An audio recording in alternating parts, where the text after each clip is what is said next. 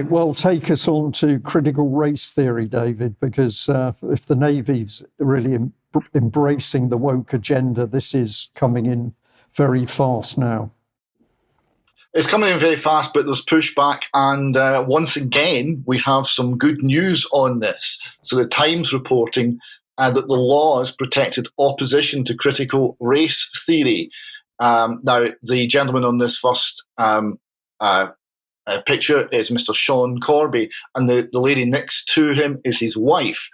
So Mr. Corby has written that critical race theory is basically divisive and portrays white people as racist. So he's stood up against this, and he's stood up against such movements as Black Lives Matter, BLM, or Buy Large Mansions, as we often call them. And he was taken to task for this, and he's fought back by taking ACAS to an employment tribunal, claiming he'd been unlawfully discriminated against, and his views were protected under the Equalities Act, the same as his colleagues' views on critical race theory. So in other words, his views that critical race theory is harmful are every bit as much protected as the advocates' views. You know, this is everyone's equal under the law.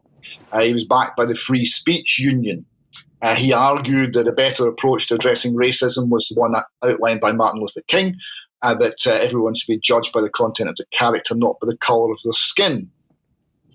Now, what happened was his comments were branded as racist, and he was accused of using a public platform to promote racist ideas.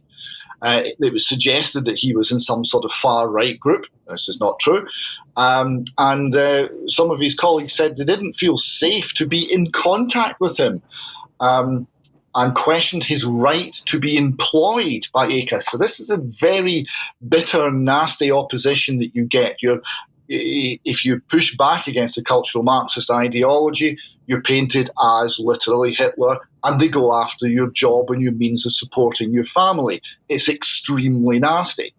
Now, he took this he took the legal route, and he won.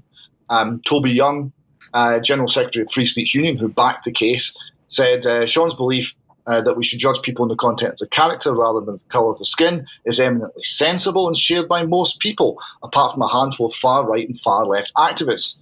His employer should not have taken seriously the vexatious complaints of Sean's colleagues, who claimed that his quoting Martin Luther King made them feel unsafe. So you see how ridiculous it is. But although it was ridiculous and vexatious, the disciplinary procedure did go forward and did accept this. And just to finish this item, if you go to the New Discourses website, they have a lexicon of what all these things mean that will describe what critical race theory means. And you'll see there that it basically makes everything about race. It makes everybody who's engaged in this ideology hypersensitized towards race. And it attacks such things as legal reasoning, Enlightenment rationalism, neutral principles of constitutional law. In other words, it attacks all the foundations of Western civilization, because that's what it's there for. And it's not about being fair to people who have different colour skin or different ethnicity. It's very good news they fought this. It's very good news they won. And that the courts have now established as a legal principle that can be cited as precedent that opposition to critical race theory is itself a protected characteristic. David, thank you very much for that. And that's an important verdict. And of course, the other thing we see is how important it is for even one individual to stand up and challenge what's happening.